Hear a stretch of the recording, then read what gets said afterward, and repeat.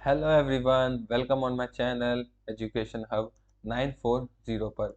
तो आज हम बात करने वाले हैं इंडियन ज्योग्राफी में ब्रह्मपुत्र नदी तंत्र को। तो आज हम भारत की नदियों में पढ़ने वाले हैं ब्रह्मपुत्र नदी तंत्र के बारे में। तो हम इसमें पढ़ेंगे कि ब्रह्मपुत्र नदी का उद्गम कहाँ से होता है, यह समाप्त कहाँ होती है, इसकी लंबाई कितनी है, यह किन किन देशों से होकर गुजरती है और इसकी सहायक नदियाँ कौन कौन सी हैं। तो हम इन्हीं सभी के बारे में डिस्कस करने वाले हैं। तो वीडियो के एंड तक में ज़रूर बने रहिएगा और आप चैनल पर नए आए हैं तो प्लीज़ चैनल को सब्सक्राइब ज़रूर कीजिएगा। तो चलिए स्टार्ट करते हैं इंडियन ज्योग्राफी को, जिसमें हम पढ़ेंगे ब्रह्मपुत्र नदी तंत्र को। तो ब्रह्मपुत्र नदी का उद्गम चीन में मौजूद तिब्बत के मानसरोवर झील से होता है। क्लियर। तो यह जो चीन में तिब्बत वाला एरिया है, यहीं पर है मानसरोवर झील। तो यहीं से ब्रह्मपुत्र नदी का उद्गम होता है। तो जब यहाँ से इस झील से इसका उद्गम होता है तो यह पूर्व दिशा में बढ़ती हुई अरुणाचल प्रदेश से भारत में एंटर करती है। क्लियर। तो ब्रह्मपुत्र नदी 3 देशों से होकर गुजरती है। याद रखिएगा, ब्रह्मपुत्र नदी कितने देशों से होकर गुजरती है? तो यह 3 देशों से होकर गुजरती है। पहला है तिब्बत, दूसरा है भारत और तीसरा है बांग्लादेश। तो इन देशों से होकर यह गुजरती है। तो ब्रह्मपुत्र नदी तिब्बत से होकर बहती हुई किस दिशा में आगे बढ़ती है? तो यह पूर्व दिशा में आगे बढ़ती है। फिर तिब्बत में इस नदी को सांगपो के नाम से जाना जाता है। याद रखिएगा, तिब्बत में ब्रह्मपुत्र नदी को सांगपो के नाम से जाना जाता है। ब्रह्मपुत्र नदी भारत में सबसे चौड़ी नदी है। याद रखिएगा, लंबी के बारे में नहीं बात की जा रही है, इसकी ब्रेथ के बारे में पूछा जा रहा है। तो सबसे जो चौड़ी नदी है भारत की, वह कौन सी है? ब्रह्मपुत्र नदी है। इसकी कुल लंबाई 2900 किलोमीटर है। तो ब्रह्मपुत्र की लंबाई कितनी है? तो इसकी लंबाई लगभग 2900 किलोमीटर है। इतना आपको क्लियर हो गया होगा। एक बार रिवाइज कर लेते हैं। तो ब्रह्मपुत्र नदी कहाँ से निकलती है? तिब्बत के मानसरोवर झील से निकलती है।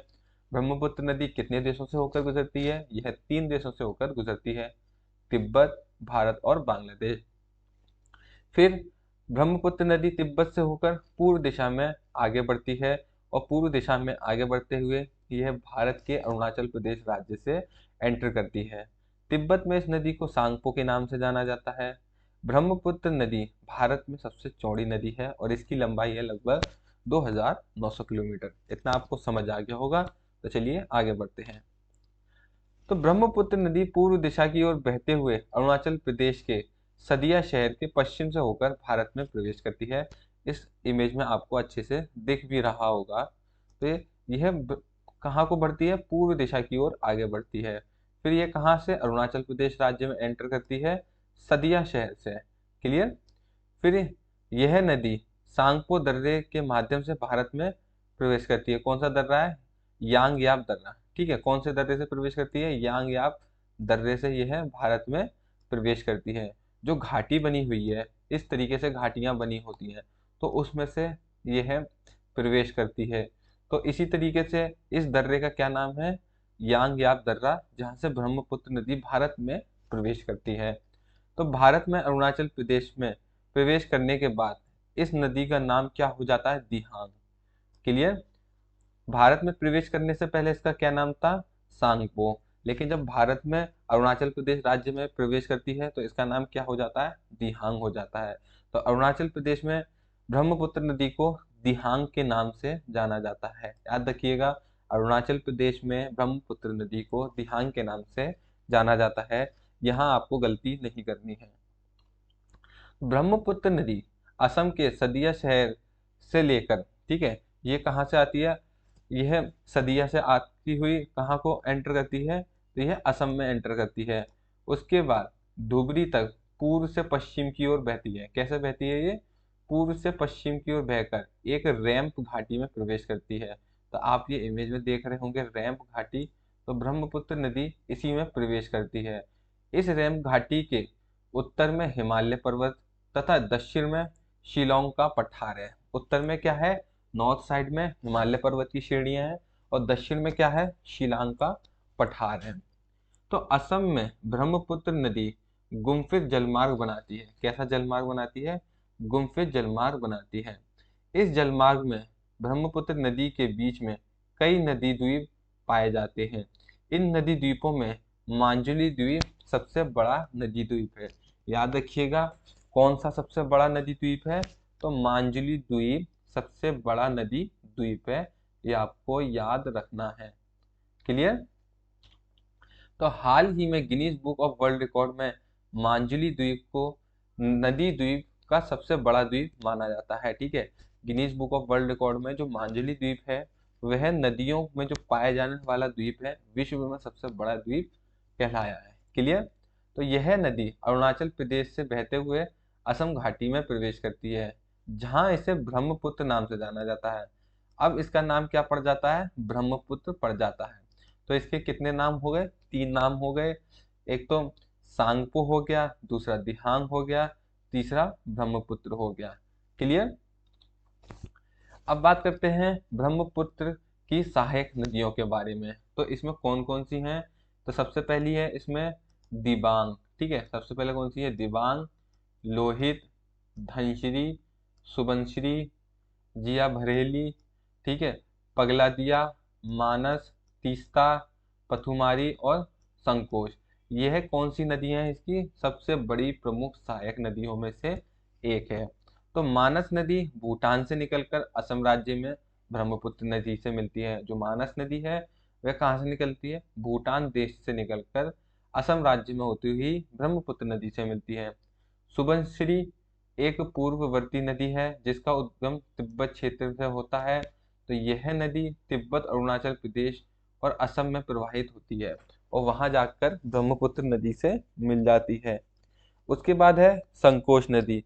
संकोच नदी भी कहाँ से निकलती है? भूटान से निकलती है। कहाँ से निकलती है? भूटान से निकलती है और असम, पश्चिम बंगाल के बीच की सीमा यह बनाती हुई बांग्लादेश सीमा के निकट ब्रह्मपुत्र नदी से जाकर मिलती है संकोच नदी। इतना आपको क्लियर हो गया होगा।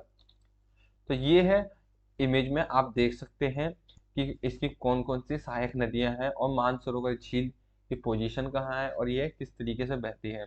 तो आपको इस इमेज में एक बार मैं क्लियर कर देता हूँ। तो ये है मानसरोवर झील। तो ये किस एरिया में पड़ती है? ये चीन के तिब्बत वाले क्षेत्र में पड़ती है। यहीं से क्या होता है?